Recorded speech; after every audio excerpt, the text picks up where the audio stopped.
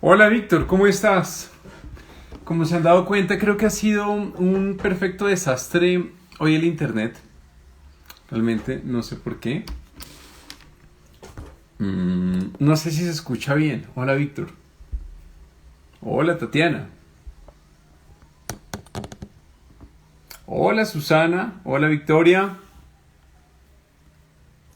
Hola. Hola María Camila.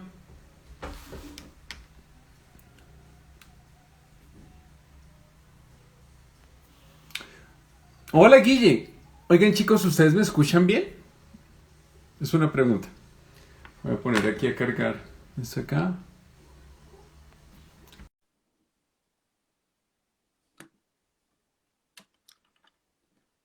Uy, sí, la verdad. Algo estaba pasando, ¿verdad? Sí, pero yo creo que ya se solucionó. Y ahora te escucho bien y no se está congelando la imagen. Hola Guille. Entonces, digamos, hola Luis, ¿qué tal? Hola Susana.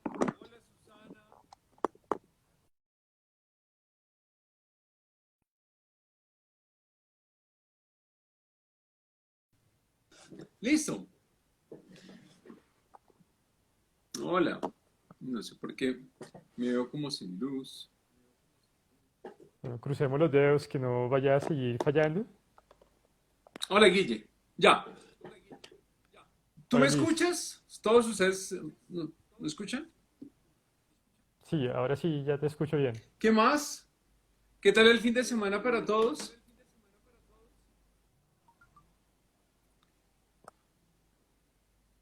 Ah, bueno, bueno, ya está súper Sí, bien. ya estamos. Eh, Listo, Luis. No, pues por mi lado bien, ¿Qué tal? como siempre atrajeado, fines de semana que uno no deja de trabajar, pero bueno, ¿Y todos ustedes? ¿Qué más? no descanso hace rato.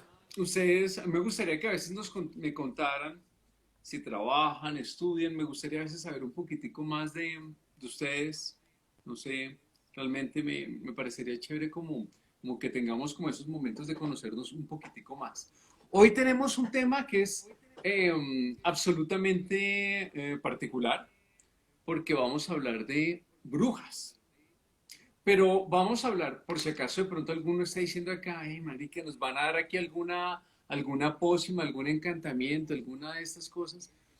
Tal vez no, pero si vamos a hacer es como un recuento de cómo ha sido el papel histórico de la bruja, cómo se ha transformado voy a ser explícito con esto, el arquetipo y el estereotipo y el cliché de la bruja.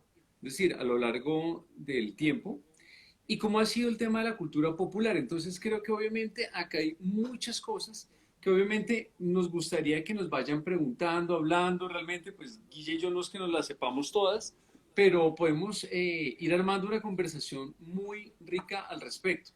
Entonces, nuevamente a quienes están llegando ahorita, el tema de hoy es brujas en doble tinta y vamos a tratar de enfocarnos mucho como en el sentido histórico y cultural de la bruja. Entonces, Guille, ¿quieres arrancar o quieres que yo arranque? ¿Qué quieres, hijo? ¿Qué quieres? Pues si quieres, arranco con una pregunta. Es una pregunta que yo suelo hacer en mis cursos de escritura cuando hablamos el tema de los arquetipos y los estereotipos. Yo hago un ejercicio rápido como para que lo hagamos de pronto ahorita. Yo lo que hago es preguntarle a la gente, bueno, díganme, yo les doy un personaje y díganme inmediatamente lo primero que les venga a la cabeza.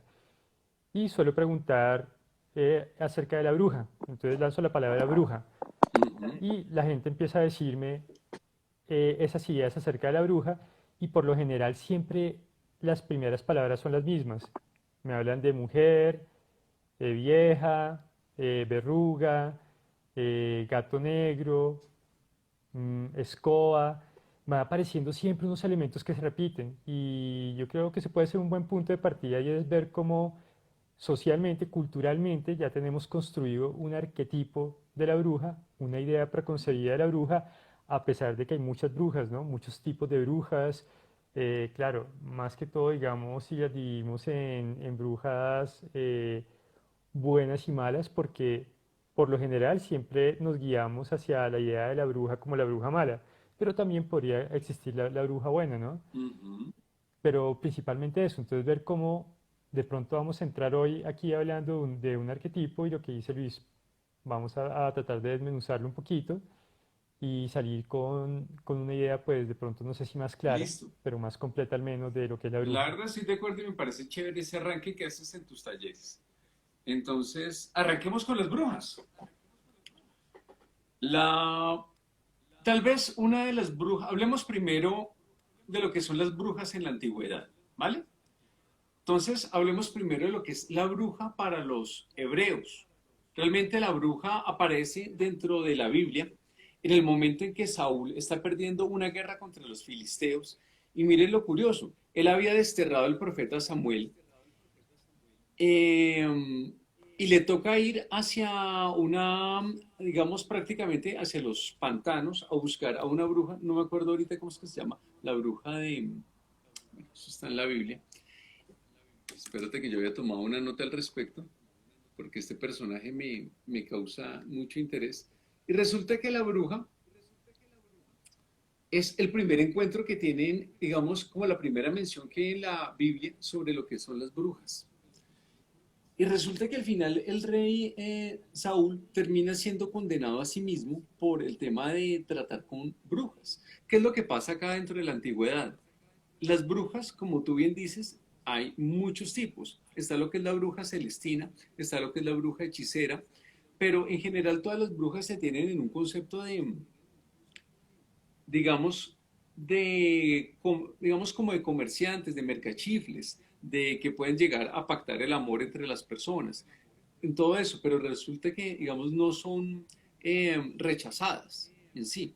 Es decir, son solamente tenidas como algo lejano, pero no existe el formato de crimen, de herejía, hacia lo que son las brujas, no en la antigüedad. Y eso obviamente me refiero a lo que son los romanos, a los hebreos.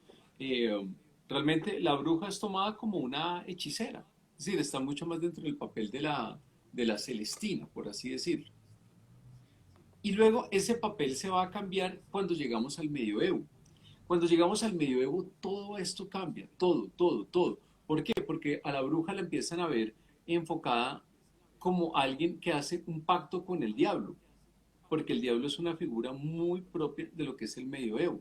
Obviamente cuando estamos hablando del medioevo, estamos hablando del comienzo del, del feudalismo, la caída del Imperio Romano y obviamente el cruce de todo lo que es como la cultura latina romana con todo lo que viene a estar más allá del muro, visigodos, ostrogodos.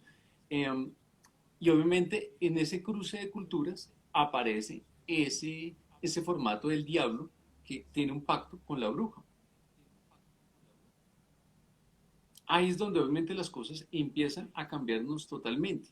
Y ya luego hablaremos de la Inquisición. Guille, ¿quieres seguir apuntando ahí algo con eso o sigo con el tema histórico? Bueno, si quieres juego un poquito con una idea de la bruja, como para completar, y es decir que las brujas han existido en formas diferentes, con nombres diferentes, en diferentes culturas. Digamos, obviamente ya el término bruja en sí empieza a utilizarse alrededor del siglo XIV, XV, en un contexto más que todo cristiano, en un contexto religioso, aunque como bien mencionó Luis, ya se había hablado de brujería en la Biblia, pero podemos ver cómo en culturas antiguas como la griega, estamos hablando de esa Grecia antigua, de hace más de 1000 años antes de Cristo, en la cultura también nórdica, ya existía esa figura de la mujer, esa figura de la mujer conectada con la magia y con una magia negra, pero Ujú. no eran llamadas brujas. Por ejemplo, en Grecia tenemos unos personajes femeninos geniales que llegan a inspirar un poco más adelante más el concepto de la bruja, como por ejemplo la diosa Artemisa. Artemisa que es la diosa de la selva, ¿no? Una de las protectoras Ujú. de lo salvaje, también una diosa muy conectada con la muerte. Tenemos la propia diosa Hécate, que también es conectada con la idea de la muerte, y son algunas diosas que están conectadas con hacer una magia que era prohibida o que era maléfica. Ya había como una idea de que había una magia que era benéfica, otra maléfica, que viene de hace muchos siglos. Y por eso es que yo decía al comienzo, claro, en el arquetipo normalmente uno piensa en una bruja malvada, pero puede que hayan brujas buenas también, ¿no? Cuando hablamos de magia blanca, por ejemplo, ¿no? Se diferencia a veces la magia blanca de la magia negra. Pues entonces todo esto va para decir que es una construcción que viene de muchos, muchos siglos atrás, que se ha ido transformando y que ya ha creado ese arquetipo de bruja en sí, en esta época ya moderna prácticamente. Sí. Y es que, mira que, por ejemplo, con lo que tú dices que viene de hace siglos, hay algo que realmente a mí me parece que, digamos que es uno de los momentos más terribles, que es cuando sucede la Inquisición. ¿Cómo viene a suceder, digamos, este formato de la Inquisición? ¿Vale? Resulta que prácticamente estamos hablando del siglo XII, siglo XIII, y acá es donde empieza a suceder algo muy particular. Resulta que la cristiandad es una hegemonía, es decir, es un círculo que trata de mantener su status quo, pero empiezan a aparecer elementos como la, digamos, los cátaros del siglo XII, los Valois, y obviamente todo eso empieza a hacer temblar como la hegemonía propia de la iglesia.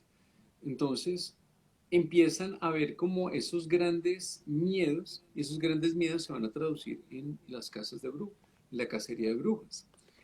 En que realmente viene a suceder esa combinación entre los elementos mesiánicos y la brujería.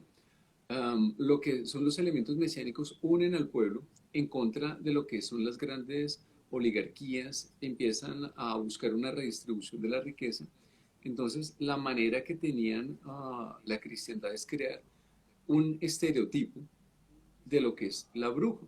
Y para eso comienza lo que es la Inquisición, que es como el grupo paramilitar de la iglesia, para traer prácticamente entre el siglo XIV y el siglo XVI, hubo, por Dios, más de medio millón de muertes. Y eso realmente ninguna, digamos, era algo comprobado, es decir, de que habían tenido tratos con Satanás o brujería, no, era realmente como una alucinación eh, colectiva en muchos casos, a raíz de la mandrágora, la belladona, bueno, todos esos elementos alucinógenos. Entonces, pues también creo que, ya que estamos entrando en materia cuando hablamos de lo que es la brujería, también hay que hablar de toda la cultura de los alucinógenos. Aquí Mr. Celos nos recomienda un libro que se llama El Gran Libro de las Brujas. Lo tendremos muy en Ujú. cuenta. Y también acá Tatiana recordaba que la bruja de Saúl es la bruja de Endor, obvio. A mí se me había olvidado. Mil gracias, Tatiana. Realmente, después de tanta cosa se me había pasado. Pero sí, realmente el tema acá es la Inquisición. No sé tú qué opinas de eso, Guille. ¿Qué opinan ustedes de lo que pasó con la Inquisición en Europa? Pues mira, Luis, que yo creo que, bueno, eso tiene que ver también con un contexto histórico de la iglesia, ¿no? Y es que la iglesia venía perdiendo poder, no tiene el mismo poder que al comienzo de la Edad Media. Estamos hablando que cuando entra la Inquisición, la cacería de brujas, que se da entre los siglos XV y XVII en Europa, la iglesia ha perdido cierta fuerza y es cuando empieza a hacer esos procesos inquisitorios terribles en contra de hombres y mujeres. Y lo que pasa es que la figura de la brujería de la bruja es más que todo centrada en las mujeres. ¿Y qué era lo que pasaba? Por medio de estos procesos de cacerías de brujas, lo que trataban de hacer era darle explicación a ciertos sucesos que eran inexplicables, también tratar de dar respuesta a ciertas situaciones sociales. Eran utilizadas, digamos, las cacerías de brujas para quitarse a una mujer de encima por diversas razones o para desquitarse de una mujer por algo. Por ejemplo, desquitarse de una mujer porque no quiso estar con un hombre, entonces el hombre la acusaba de brujería.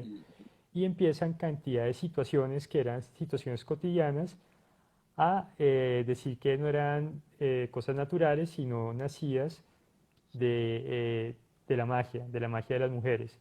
Entre esas situaciones, digamos, aparecen lo que eran los abortos, la impotencia de los hombres, Ahorita les voy a hablar del tratado más importante que se hace en la época acerca de las brujas, pero decir bueno, que estos procesos que tratan en cierta forma de mantener el poder de la iglesia, van a tener un gran defensor en un papa, en el Papa Inocencio VIII.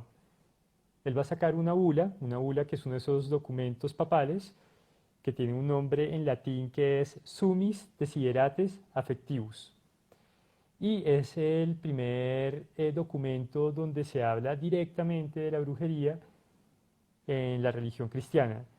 No sé qué te parece, Luis, si leo un pequeño parrafito de lo que decía esa bula de Dale, Inocencio. Guille. Él decía lo siguiente: en algunas partes de la Alemania septentrional, así como en las provincias, municipios, territorios, distritos y diócesis de Mangasia, Colonia, Treveris, Salzburgo y Bremen, muchas personas de uno y otro sexo, despreocupadas de su salvación y apartadas de la fe católica, se abandonaron a demonios, incubos y súcubos, y con sus encantamientos, hechizos, conjuraciones y otros execrables embrujos y artificios, enormidades y horrendas ofensas, han matado a niños que estaban aún en el útero materno, lo cual también hicieron con las crías de los ganados, que arruinaron los productos de la tierra, las uvas de la vid, los frutos de los árboles, más aún a hombres y mujeres, animales de carga, rebaños y animales de otras clases, viñedos, huertos, praderas, campos de pastoreo, trigo, cebada. Mejor dicho, empieza, esto es algo escrito por un papa, ¿no? Y ese papa empieza a echarle la culpa a las mujeres brujas de cantidad de cosas que, que uno hoy en día veía como algo natural, ¿no? Pero en esa época, en esa parte de la historia, había mucho misticismo, muchas creencias en este tipo de cosas sobrenaturales, y de pronto para las personas de la época era un poco más fácil creer en la brujería y creer que efectivamente si la cosecha se echaba a perder era culpa de una bruja. Si un hombre no podía concebir con su mujer, culpa de una bruja. Ese es como un contexto que se me hace muy duro para el nacimiento de esta Inquisición o cacería de brujas. Pero miren lo curioso, por ejemplo, con lo que dice Guille, antes en el siglo X, hasta el siglo X, cualquiera que estaba prohibido llegar a creer en las brujas. Era lo prohibido. Es decir, si tú creías en las brujas, creías en los aquelarres, mal, muy mal, ¿sí? Pero qué curioso que es en el siglo XIV, XV, donde es todo lo contrario. Tienes que creer en las brujas, forzosamente tienes que creer en las brujas. Es decir, acá hay un giro en lo que es lo que toca creer. Y acá vuelvo otra vez con el tema de la cristiandad. Ya entrando en el tema de la cristiandad y el tema de las brujas es la necesidad de construir un enemigo. Ellos primero habían tratado de construir, tratado no, construyeron un enemigo a partir del judío, del leproso, del cátaro, del hereje, y luego vendría el tema de la bruja. La bruja obviamente llega a ser de una manera todavía más asombrosa aún, como les comentaba, uno, por el tema de los alucinógenos, y segundo, también está el tema de crear desconfianza de unos hacia otros. Mírenlo de esta manera. Cuando, por ejemplo, con lo que nos decía Guille, digamos, alguien dice, no sé, tal persona es bruja, se necesitan dos testigos para que esa pobre mujer terminara en la Inquisición. ¿Qué va a pasar con eso? Esta mujer va a sufrir muchas torturas hasta que en el delirio de su tormento termina aceptando que efectivamente que ella es bruja y que otras tres vecinas también hicieron pacto con Satanás. Entonces se vuelve una cadena de nunca terminar en las torturas. Realmente es algo terrible, pero me parece que más allá de ahondar de pronto en las torturas, que es como lo morboso del tema, yo quiero como que piensen y que pensemos, Guille, en lo que es la construcción de un enemigo. La construcción de un enemigo Mm. va desde las brujas hasta Bin Laden. Es decir, cuando un imperio, cuando una sociedad tiene miedo de perder su status quo, construye un enemigo, construye un arquetipo y luego va buscando ese estereotipo en todas las personas hasta que las personas terminan confesando que eso es, lo terminan aceptando. Mira, Luis, que esa construcción del enemigo es muy interesante porque en ocasiones tiene que ver con incluso cambiar cosas o creencias que uno tiene, ¿no? Ujú, Me voy a referir a lo que hizo la Iglesia Católica. Antes de estas cacerías de brujas que inician en el siglo XV con Inocencio VIII, hablar de la brujería era algo que era una herejía. Creer en brujería era creer en algo mágico, en algo que no ujú, existía. ¿Y qué es lo que hace Inocencio? Inocencio va a ser muy inteligente porque él saca primero la bula, de la que les leí ahorita un pedazo, en 1484.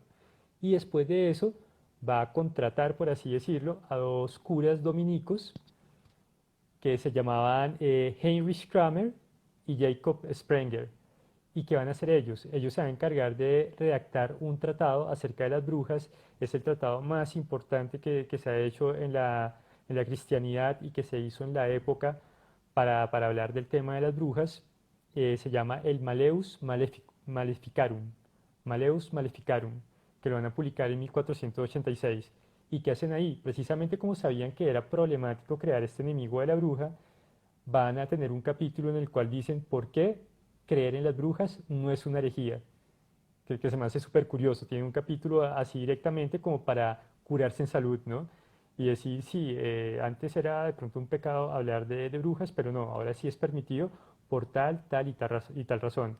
Y precisamente en el tratado entonces empiezan a decir qué son las brujas, por qué son malvadas, qué tipos de brujerías hay, van describiendo, digamos, las magias o las brujerías que tienen que ver, digamos, con las situaciones sexuales, que eran unas de las que más se solían relacionar con las brujas. Y precisamente esto era más que todo guiado hacia el enemigo femenino de la época, ¿no? Hacia las mujeres que estaban en contra de ciertas cosas de la iglesia, porque para los hombres había otro tipo de inquisición. Y mira, Luis, que me acuerdo mucho de algo que hablamos en la sesión pasada, en la que hicimos hace 15 días, de Guillermo del Toro. ujú. Hablábamos de la película del laberinto del fauno, y ahí el capitán este del ejército español que tortura a los rebeldes, antes de torturarlos, les va mostrando las armas de tortura. Entonces les muestra, primero, voy a usar esta. Y al principio no te va a creer nada. Después saca la segunda y le dice, después te va a creer algunas cosas. Y cuando saca la tercera herramienta, que es la más terrible, le dice, en el momento en que llegue a utilizar esta herramienta, te voy a creer todo. Y es más o menos el proceso de la Inquisición, ¿no? Mm. Obviamente no tenían argumentos fuertes para llevar a la hoguera o a la horca a las mujeres que eran acusadas de brujería, pero las personas realmente cuando estaban ya en medio de una tortura terminan diciendo cualquier cosa, y entonces era muy normal que llevaban, digamos, a la hija de una familia y terminaban todas las hermanas, la mamá, la abuela, toda la familia y todo el círculo de vecinos también en la hoguera. Obviamente terminaban acusando a todo el mundo sin ninguna razón. Sí, no, y la verdad que realmente acá hay algo que también es terrible que, digamos, en esos momentos en que sucede la Inquisición, bueno, mire que por ejemplo aquí nos escribe el librero de Ani, ese libro es todo raro, medio contradictorio. Claro, totalmente que es contradictorio, por una razón básica. Es un libro descabellado, realmente es un libro que busca constantemente legalizar, por así decirlo, lo que es la criminalidad, todo lo que es la violación hacia el cuerpo que hubo durante prácticamente 200 años, porque realmente eso es lo que trata el martillo de las brujas, trata de justificar todo lo que se está haciendo, toda esa criminalidad. Y eso obviamente es lo que resulta más terrible de esos años. Para esos años Europa obviamente tenemos que está comenzando la conquista de América, entonces vamos a tener la Nueva España en México, vamos a tener el mayor comercio de esclavos, es decir, hay una búsqueda terrible de mano de obra, y por otro lado, pues vamos a tener todo el tema de los judíos, el Islam dando la media luna por Europa y obviamente, como les decía, el mesianismo porque es la constante de que, por ejemplo, Federico II y muchos creían de que Jesucristo iba a volver. Y ahí están los taboritas, eh, bueno, hay muchos, los cátaros, etcétera, ¿sí? Y eso es todo lo que está a punto de hacer temblar ese gran imperio de la cristiandad y el feudalismo. Y por eso es que obviamente también se amparan con el martillo de las brujas para desatar, creo que uno de los mayores actos de criminalidad de la humanidad. Y yo particularmente tuve la oportunidad de ver en Italia un museo de la tortura y la verdad es estremecedor. Realmente la persona que sienta que empatía con esto es realmente se sale del límite del humano. Realmente no hay manera de sentir empatía hacia la crueldad y monstruosidad que hubo durante esos años. Es imposible.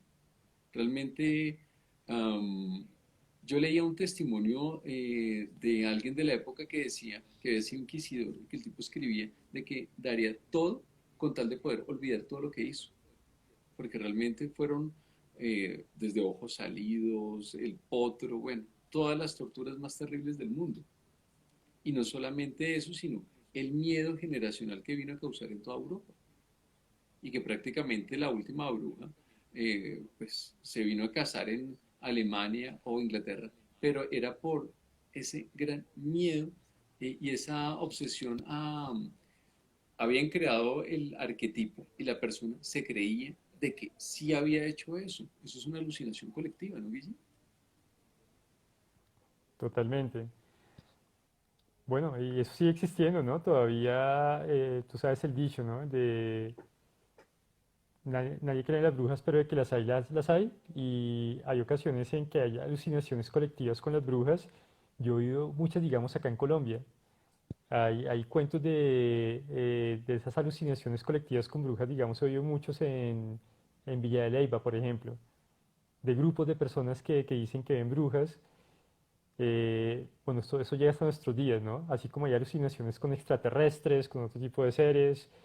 Pero Luis, ¿qué tal te parece hablar un poquito? A mí me llama curiosidad ese arquetipo de la bruja, esas características que suele tener, porque hay unas que son muy conocidas, otras que no son tantas. No sé si ustedes sabían que, digamos, en la antigüedad estoy hablando pues de estos siglos de Inquisición de los siglos XIV, XV, XVI, XVII, digamos, hablan mucho del mundo al revés, el mundo al revés de las brujas. Y es súper curioso porque entonces las brujas se representan muchas veces haciendo las cosas al revés. Era parte de sus ritos. Entonces, por ejemplo, las brujas cuando están en los aquelarres bailan de espalda, bailan de para atrás. Cuando hacen sus viajes, digamos, en las escobas, porque ojo, las escobas, eso de las escobas es una cosa súper antigua.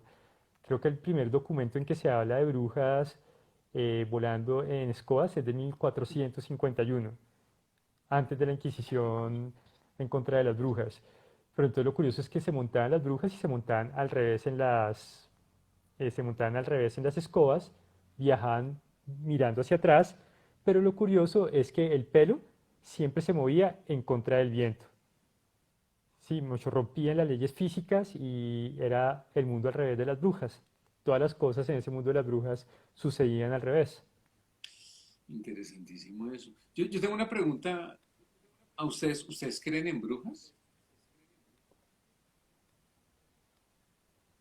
No sé, les pregunto, es decir, de verdad, me gustaría saberlo en los comentarios.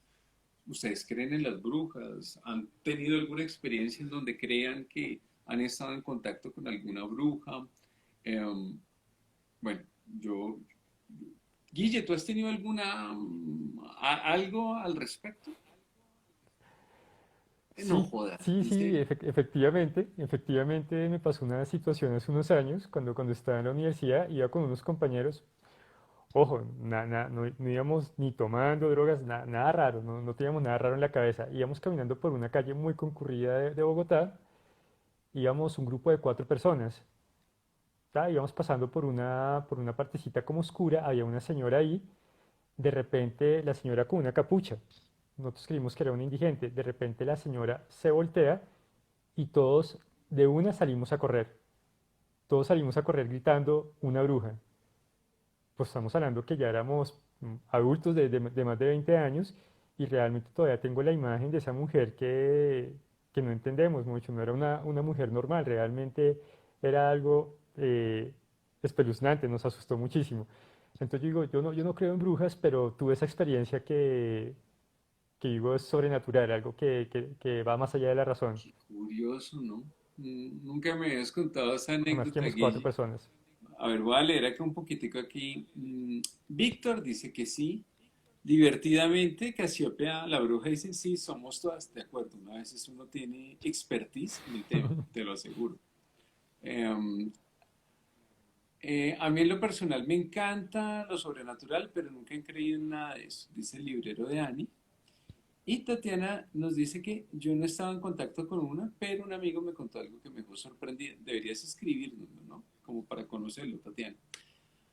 La, la verdad, pues a mí el tema de las brujas, Guille, yo hoy quería leer un pedacito, un fragmento de un relato mío que se llama La autopsia de la bruja. ¿Qué opinas? Claro, dale. Espérate, lo busco acá que... les voy a leer un pedazo, un fragmento de un cuento mío, ¿vale? Que lo vamos a publicar con Guille. Ese hace parte de los relatos macabros que, que van a salir en marzo. Entonces, bueno, aquí les va. Este es un fragmento de un cuento que se llama La autopsia de la bruja. Bueno, aquella sala tenía baldocines amarillos, enormes lámparas de luz que colgaban del techo sobre mesas de acero inoxidable. Al fondo estaban las neveras con los cubículos de cadáveres y las posetas con grifos de agua, los anaqueles con instrumentos quirúrgicos y ese olor a muerte a medio disimular por el cloroformo y el formaldehído. Al igual que a los demás equipos de estudio de la facultad, a Augusto y a mí nos asignaron nuestro material de trabajo. Era un cuerpo tendido sobre una mesa de acero y cubierto por un pesado forro gris. Lo destapamos y vimos que era una auténtica curiosidad. La muerta tenía unos 60 años y estaba cubierta por tantos tatuajes de letras y números griegos que parecía una inmensa tabla periódica desde el cuello hasta los pies. El pelo blanco y raído le escurría por los hombros tatuados. Y tenía un estómago tan enorme y abultado que al comienzo pensamos que eran los gases que inflaman a los cadáveres por la descomposición, pero no era así. La anciana había muerto por un balazo en la cabeza, a juzgar por el hueco que tenía en la parte posterior del cráneo y la forma en que continuaba la trayectoria hasta su frente destruida. Tenía la boca abierta, como si todavía bostezara. Estaba embalsamada y rígida por el proceso de tanatopraxia, que consiste en inyectarles formaldehído a los cadáveres en las funerarias para usarlos en clases de anatomía. Hicimos el primer corte en forma de Y sobre el pecho de la muerta para analizar la posición y forma de sus órganos internos. Bastó una incisión sobre el esternón para que pudiéramos abrir la caja torácica. Retiramos primero el corazón, los pulmones, los riñones, la vejiga y el útero. Pero en el estómago encontramos lo más extraño que hemos registrado en una autopsia. Entonces, sobre la bandeja de metal fuimos poniendo en orden todos aquellos elementos que estaban en la bolsa estomacal de aquella mujer. Anillos, aretes, monedas, cuero de zapatos, botones, recortes de ropa y todo tipo de cosas imposibles de tragar. Parecíamos más inspeccionando el estómago de un tiburón y no el de una mujer. Mucho más cuando encontramos al fondo otros elementos, todavía más humanos, aún como frenos dentales, dientes, monturas de gafas y hasta calzas. ¿De qué se alimentaba esa mujer?, nos preguntamos. Cuando abrimos los intestinos, los descubrimos llenos de ramas, y donde normalmente los humanos tenemos vesícula, La muerte poseía un buche con pequeñas piedras, como si ella debiera tragar piedras para poder moler en su estómago los extraños alimentos que consumía. Parecía la dieta de un tiburón cruzada con la digestión de una vaca. Cuando al final sacamos todo su estómago, encontramos algo que nos dejó más perplejos aún. En esa masa de carne brillaba algo pequeño y circular bajo las lámparas del anfiteatro. Al sacarlo con las pinzas, nos quedamos en silencio. Era una moneda antigua, de 2,5 centavos, y en el borde del níquel estaba impreso el año, 1881. ¿Esta mujer de qué año es? Se tragó una moneda hace más de 100 años. Le susurré a mi compañero. Es perfecta, me respondió. Era el fragmento que les quería leer.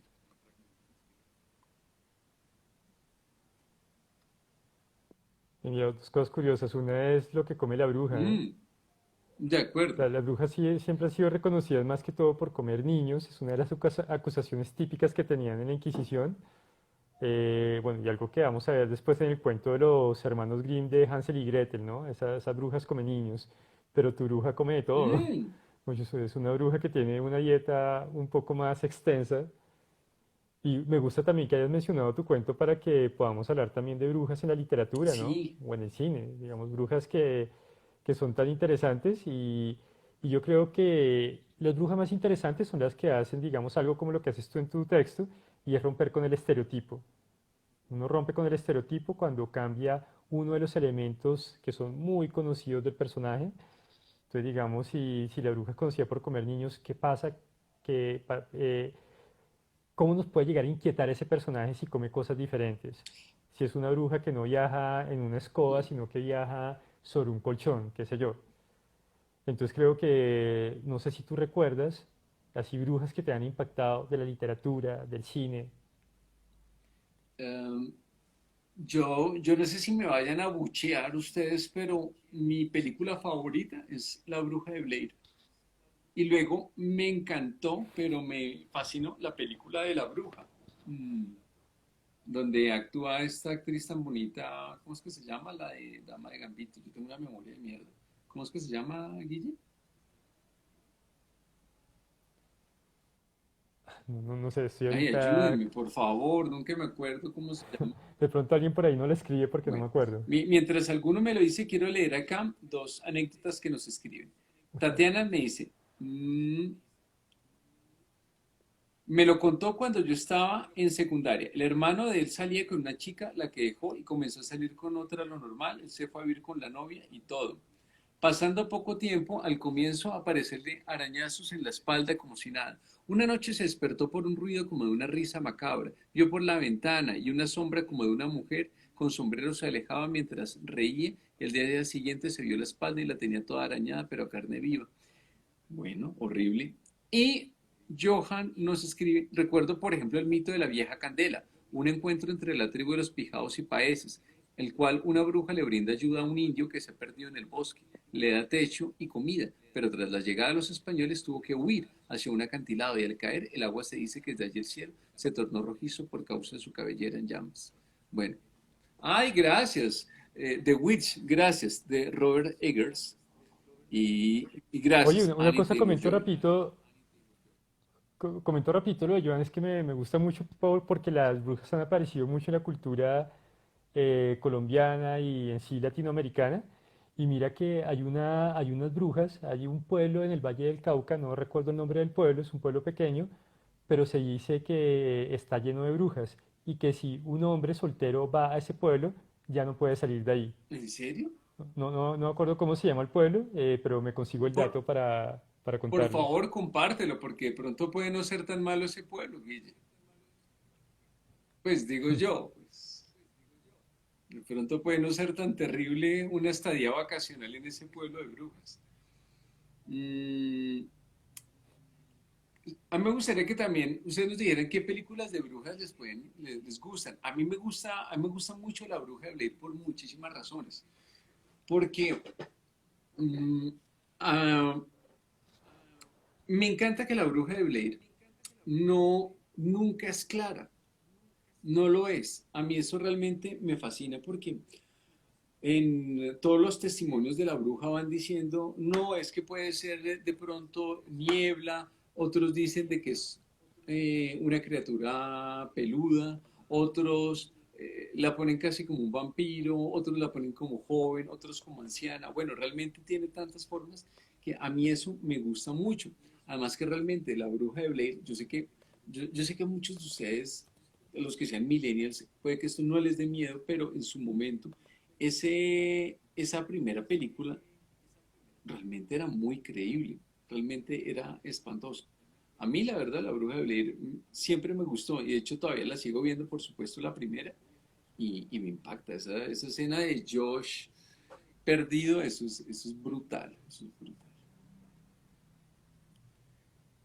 Víctor nos escribe, ¿qué tal los juicios de Salem durante el periodo de la colonización de los Estados Unidos?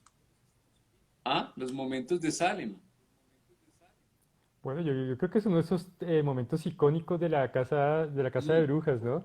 Además que comienza con unas jóvenes adolescentes que empiezan a tener unos episodios de epilepsia y todo se empieza a enredar mm, hasta que terminan unos juicios por brujería. Claro, estamos hablando también de un pueblo de Salem que era muy puritano y donde la religión tenía un peso bastante grande. Entonces yo creo que eso ayuda muchísimo. Y mira que algo curioso, claro, uno entiende que las brujas no eran reales, pero sin embargo, como puede jugar un escritor con con esa mitología. Hay un cuento de Lovecraft, hay un cuento de Lovecraft del que hablamos en la primera sesión de Boletín de este año, que se llama Los sueños en la casa de la bruja. Y curiosamente, tiene que ver con los juicios de Salem. Es una bruja que ha escapado a los juicios de Salem, mm. la que aparece en este cuento. Mire que antes de leer lo que nos han escrito, que ahorita lo leo y lo comparto, em, Sí, hoy tenemos muchísimos sí, ahorita comentarios. nos vamos devolviendo, pero mira que me hiciste acordar mucho cuando tú me hablabas del mundo al revés de las brujas. En Lovecraft, ay, volvimos a Lovecraft, qué mierda. Pero bueno, resulta que en la habitación esa de los sueños los sueños en la habitación de la bruja, que es un cuento espectacular. Es un cuento en donde trata Lovecraft de mostrar cómo la geometría y las leyes de la física no aplican a las brujas. Realmente eso es lo que lo hace fantástico realmente. Creo que es, inclusive, creo que es, ya que tú lo mencionas, y lo recomiendo mucho, es de los cuentos más logrados de Lovecraft. Es decir, realmente es preciso, absolutamente preciso. A pesar que no está propiamente dentro de los mitos de Cthulhu, es espectacular. Quiero leer aquí que nos escriben. Víctor nos dice, yo adoro las brujas de American Horror Story, pero en general adoro las brujas. Sí, yo también adoro las brujas, Sandro. Yo también trato obviamente, como se darán cuenta en mis relatos, yo siempre trato como de transformarlas un poco, ¿no? Como en esa de la autopsia de la bruja. La maldición de las brujas, la de 1990, basada en el libro de Roald Dahl, es una gran película, de acuerdo. Sobre todo Claro, yo Roald. no he visto la última versión, supuestamente infantil, pero es bastante oscura para niños, de acuerdo. Realmente es aterradora. Mm. Casiopea la bruja nos dice que hay un episodio de Anne with an E donde hacen un rito celebrando su feminidad, donde el fuego, y es un rito nórdico. Me va a tocar verla porque no la conozco. Las brujas de Salem de 1996 y el librero de Anne dice, atrasado el comentario, pero en el Huila también hay un pueblo que es de brujas. No sé si será ese, Guichi, que se llama La Jagua. No, no, el que... Y María Camila nos dice, Beltán La se llama el Jagua. ritual de Anne. Oye, María Camila, pero te lo sabes, Dios mío, no, de verdad, Dios mío, cosas que uno viene a saber luego. En fin, se tenía que decir y se dijo. Em, sí, pues, Guille, yo no sabía eso del mundo de ese departamento que tú dices lleno de brujas. Sí, no, en Colombia yo creo que está muy extendido y creo que hace ya parte de de la cultura popular y no se me haría raro que hubieran muchísimos pueblos más en Colombia que tengan esas historias de brujas. Había otra cosa de las brujas que a mí se me hacía importante que habláramos, Luis. Creo que hay muchísimo para decir Mm. de ellas. Eh, Se me está escapando en este momento. Sé que hay algo más que me hubiera gustado mencionar. Um, Ya me acordé. Otra cosa de las brujas que a mí siempre me ha llamado mucho la atención es el juego de la bruja seductora.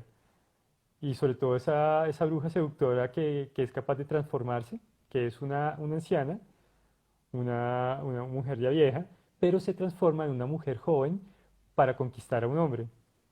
Y como han jugado con esto a lo largo de la historia de la literatura, del cine, solo estoy pensando, digamos, en la literatura Carlos latinoamericana, hay una Fuentes. novela cortica de Carlos Fuentes, Aura, que juega con esa imagen de la bruja, que es una de esas novelas góticas latinoamericanas. En Aura hay una mujer vieja que vive con su nieta, creo que es su nieta, Mm. que es una mujer joven y que termina seduciendo al hombre que llega a esa casa. Y después ese hombre, que es un hombre que uno dice, bueno, es un hombre creo que tiene alrededor de 30 y algo de años, termina envejeciendo y transformándose en el esposo de esa anciana. Mm. Bueno, creo que ahí la Es muy brujería bueno. me encanta cómo la tratan ahí.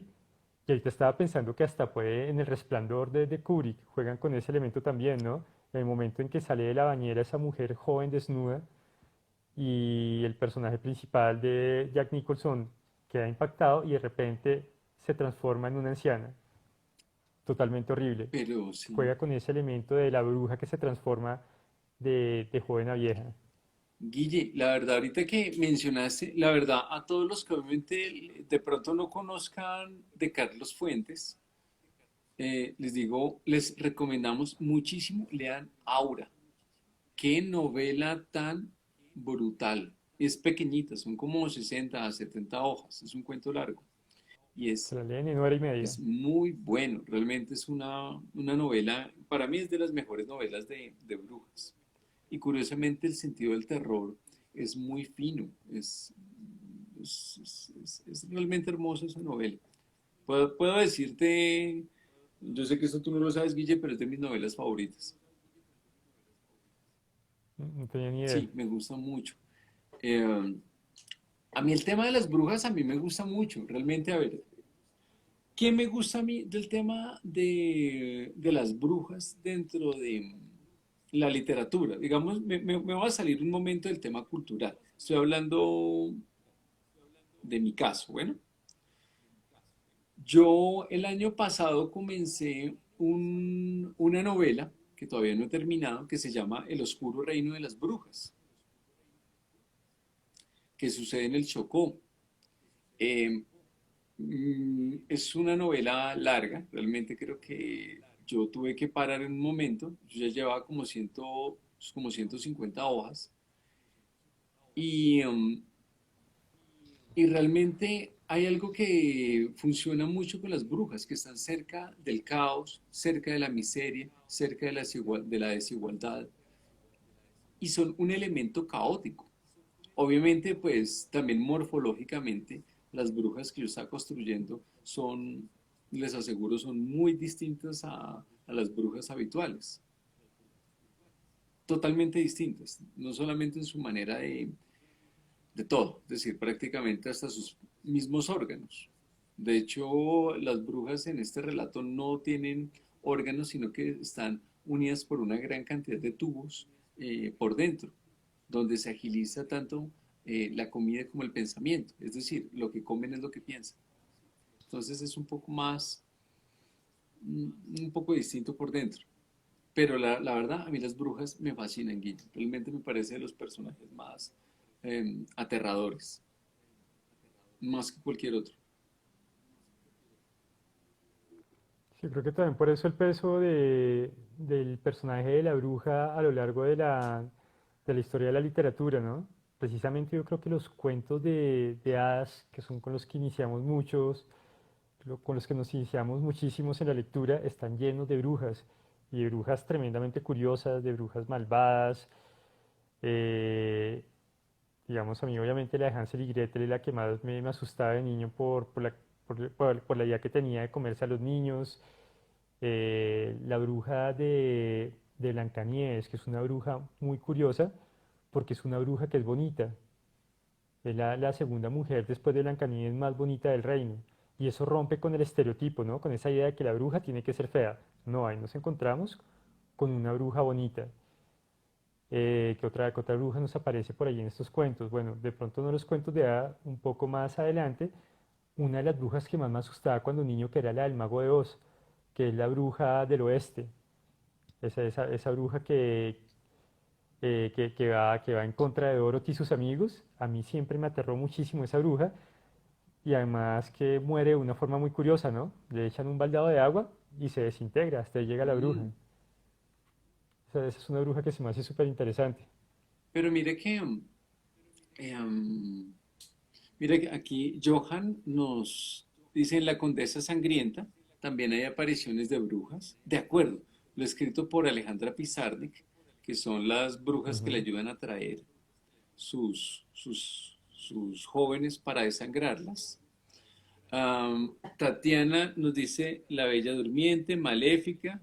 Gracias, Tatiana. Dice, si lo terminas sería otro Claro. libro para mi lista de deseos. Prometido. Este año terminaremos El Oscuro Reino de las Brujas. Y Andrew, también muy querido, tienes que terminar esa novela.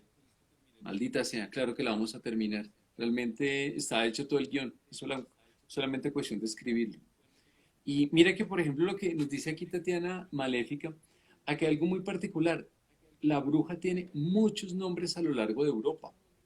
Es decir, en Italia se llama Streich, en Alemania Hex, en, en Francia Sorcière, y Maléfica es como otra manera también de llamar la bruja. No me acuerdo en qué país, Tatiana, si de pronto tú te acuerdas, pero también Maléfica es en un país en particular que se le llama así a la bruja.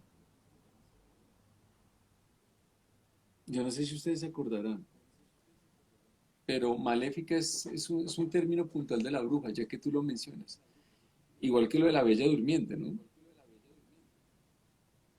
Esos relatos de niños tienen una crueldad terrible. A mí, creo que el cuento que más me gusta de todos es Hansel y Gretel. Hansel y Gretel es brutal. Es decir, realmente ese cuento, ese cuento es terrible. A mí me parece que inclusive en un momento yo hasta pensaba que la bruja de Blair, no sé ustedes qué opinen, pero la bruja de Blair es que es un cover de, de Hansel y Gretel. Porque la bruja de Blair tiene a un hombre contra la pared para que pueda escuchar cómo va a torturar al otro. Esa lógica es Hansel y Gretel. No sé qué opinan ustedes. A mí realmente la bruja de Blair en ese sentido me vuela la cabeza. Bueno, no sé, creo que yo vuelvo otra vez a mi bruja de Blair. Luis, yo creo que ya nos vamos Al final, acercando en unos minutos a acabar. Entonces, para que pensemos ya unas palabras de sí, cierre acerca de las brujas antes de llegar a nuestro momento de avisos sí, parroquiales. sí, la verdad les quiero, digamos, yo quiero que nos vayamos como con esto en la cabeza. La bruja es la construcción de un enemigo. Eso es importante que lo tengamos en cuenta y que obviamente también como personas siempre estemos atentos a la forma en la cual los medios de comunicación, los gobiernos, crean esos arquetipos para llegar a causar desconfianza de los unos hacia los otros. ¿Por qué? Porque primero fue el judío, fue el hereje, fue el apóstata, fue la bruja, luego viene a ser el musulmán, luego vienen a ser las mujeres, los homosexuales, y yo te digo, no más. Es decir, realmente nosotros no tenemos derecho a que nos creen monstruos en la cabeza para disipar sus debilidades como gobiernos, como autoridades. Realmente no creo que si este medio millón de muertos que nos generó la Inquisición y todos estos terrores que vienen de Europa y de la cristiandad, creo que nos tienen que enseñarnos a, por Dios, a no construir un enemigo. Los vecinos no son nuestros enemigos. Si alguien, es que yo lo he visto que, por ejemplo, no sé si ustedes se acuerdan, por ejemplo, cuando comenzó el tema de la pandemia, a los médicos los atacaban porque los veían como enemigos. Si a alguien lo ven con estornudando, lo ven como un enemigo. Entonces pienso que nosotros somos proclives a crear enemigos. Y creo que eso es lo que nos tiene que enseñar el tema de la cacería de brujas, a realmente a tener esa elasticidad mental, a romper esas barreras que obviamente esos enemigos falsos son los que nos hacen construir machismos, racismos, misoginias, todo lo que obviamente tiene esta civilización al borde del desastre. De verdad, tenemos que limpiarnos de esos enemigos falsos, porque esos son los enemigos que nos han construido.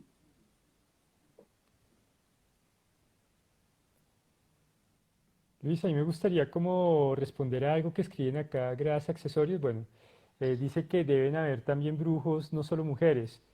Claro que sí, lo que pasa es que sobre todo en las cacerías de brujas, lo que ha primado es la imagen de la mujer. ¿Por qué? Porque desde tiempos antiguos se pensaba que el uso de la hechicería, de lo que se llama la magia negra, de esa magia con efectos malvados oscuros, era principalmente algo muy, muy conectado con la figura de la mujer, con el sexo femenino. Claro, para los hombres habían brujos también, pero no era tan común. Tanto así que en la Inquisición se cree que de las personas que fueron acusadas de hechicería, eran más del 85 o 90% mujeres y solo una pequeña fracción eran hombres. A los hombres los acusaban de otro tipo de cosas. Por ejemplo, era más importante de pronto la imagen del hombre demonio que del hombre brujo. Por eso, digamos, en muchos grabados de la Edad Media, de esos siglos de la Inquisición, aparecen, digamos, brujas compartiendo con demonios. Si la bruja como el elemento femenino negativo, el demonio como el elemento negativo masculino. Entonces yo creería que va por ese lado. Y obviamente ya después ya la cultura popular ha creado también sus brujos malvados. Solo pensar en esos brujos hechiceros poderosos en Sarandon, por ejemplo, del Señor de los Anillos. De acuerdo. No, y también respondiendo con eso, dentro de las famosas inquisiciones, por ejemplo, en Suiza, hubo casos de niños. Niños que obviamente terminaron pasando, no por la Inquisición, porque obviamente el tribunal les dio la opción a los padres que los envenenaran. Es decir, pues, realmente volvemos otra vez al tema de construyendo al enemigo. Por si acaso, la tesis de construir el enemigo es de Humberto Eco, que es una conferencia maravillosa que él da. Oye, me acabo de acordar de algo que es curioso, que puede llevarnos también al cierre, digamos, y conectando con esas ideas que tú estabas dando, es en lo que se puede transformar la cacería de brujas. ¿A quienes vuelven brujas? ¿A quienes volvemos brujas? ¿A quiénes volvemos esos seres o personas para asentarle los problemas, las cosas malas? Y me recuerda mucho lo que fue la cacería de brujas en los Estados Unidos a comienzos de los años 50. Esa, esa cacería de brujas que realmente a quién estaban cazando, no brujas, sino a los comunistas, a los artistas, a la gente famosa que apoyaba el comunismo en los Estados Unidos. Y entonces para los que estaban impulsando la cacería de brujas, los comunistas eran brujas, eran el mal, eran la representación del mal. Así es. Realmente, de verdad, el tema de la representación del mal es la necesidad de llegar a crear brujas. Guille, el equivalente. Muchas gracias. Saludos también. Em, Mira que, de verdad, realmente me parece importante que, de verdad, tengamos eso siempre claros. Lo que es la bruja, la cacería de la bruja, realmente es algo que siempre estará. Es decir, está desde Estados Unidos cuando tiene problemas y genera guerras. Es una forma de crear cacería de brujas. Es decir, es la forma de construir un enemigo para no tener que mirar a su patio trasero. Y nosotros constantemente es algo que hacemos. y siempre estamos acusando a alguien. Entonces, en cierto modo, lo que es la bruja, en últimas, es una metáfora de nuestra capacidad acusatoria y de nuestra, de verdad, realmente nuestra miserableza que vamos acusando a todos unos tras otros, y realmente creando estereotipos, creando clichés, realmente pues no, de verdad, creo que, creo que la cultura es lo que nos salva de caer en esos juegos de estereotipos, de brujas, de monstruos creados. Y pues de verdad que definitivamente todos estos espacios y todos ustedes son que leen, que escriben, que producen, que comparten lectura, en últimas, eh, ahí está realmente la resistencia a estas cacerías de brujas. Ahí está. Entonces, pues, pasamos un segundito a los parroquiales, Guille. Perfecto.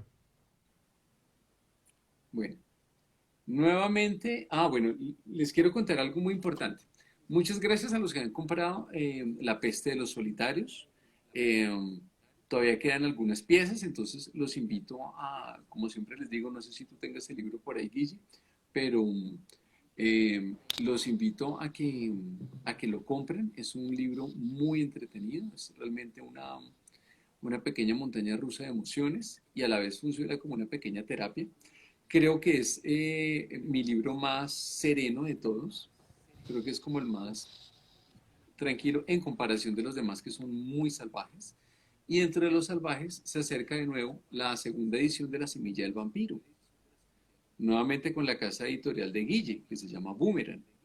Entonces, creo que les tenemos un libro que es toda una cuchilla de afeitar. Realmente va a ser heavy, va a ser realmente brutal, porque no solamente viene con la semilla del vampiro, por supuesto, sino que viene con una colección de los relatos que yo escribía cuando yo tenía la edad de ustedes, mis queridos millennials. Entonces, yo andaba con esos libros, con esos cuentos por todo lado. De hecho, hay dos de esos cuentos se ganaron, uno se ganó un premio en Perú y otro se ganó un premio con la Universidad de Barranquilla hace 1000 años. Y, sí, y ahí hay unos muy buenos, realmente ahí prácticamente estamos hablando de casi ciento y pico de hojas nuevas. Es decir, creo que es una versión de La Semilla del Vampiro brutal. A los que ya la hayan comprado les vamos a dar, por si quieren saber de los nuevos cuentos, les vamos a dar un precio súper especial, ridículamente económico. Y viene adicional un cuento que se llama Una noche en casa de viudas. Les prometo con la mano, va a ser de los relatos más brutales y crueles que hayan leído de monstruos. Entonces, es un libro que vale la pena por todo lado que lo tengan. Realmente vuelve la semilla del vampiro y vuelve realmente afilada, muy afilada. Ese es mi aviso parroquial, Guille. Perfecto. No, yo no tengo ningún parroquial hoy. Agradecerles por habernos acompañado a pesar de los inconvenientes técnicos que tuvimos al comienzo, pero muchas gracias por estar otra vez otro lunes con nosotros en Doble Tinta y bueno, vamos a ver con qué logramos sorprenderlos para el próximo lunes. Sí, aclaro que el inconveniente técnico era mi maldito celular que estaba fallando, bueno. Entonces, realmente, sí, Guille, qué mal, de verdad, realmente qué mal. Entonces, pues, Sufrí esperando a ver si me podía conectar, pero no, yo ya también la sabemos por qué. verdad, yo finalmente yo no sabía qué iba a pasar, final, porque a cada rato se caía, yo terminaba congelado, qué mal. Entonces, de verdad, nuevamente a todos, muchas gracias por estar con nosotros. Em, Nada, les deseamos una muy feliz semana. Que la pasen bien. Y sí, Guille, realmente toca cambiar. Perfecto. Espero el celular y ¿Listo? no a mí. ¿No? ¿Mm? Pues yo tampoco estoy todavía de cambiar, ¿no? ¿No? Bueno, sí, obviamente hay cosas que yo no le toco no cambiar. Cambio, de acuerdo. Pero bueno, vean el libro que me regalaron. Gracias, Joana. Entonces, nada, Qué bueno. Les, les doy un abrazo muy grande y que tengan una feliz semana. Guille, cuídate mucho. Tatiana, Susana, Johan, Igual a todos. Casiopea la bruja, Joana, Victoria, Guille, todo, Esteban, David, todos los que han estado con nosotros, Efraín, de verdad, realmente muchas gracias por estar con nosotros. De verdad, es súper importante realmente para nosotros esa presencia de ustedes, el apoyo de ustedes. También compartan, avisen de lo del programa que está de doble tinta y de los libros que estamos ahorita promocionando, que realmente esperamos que les guste y que entre todos podamos estar construyendo algo muy interesante para la literatura de terror. Se les quiere mucho y nada, que tengan feliz semana. Chao, Guille. Vale, chao, Chao, chao. chao.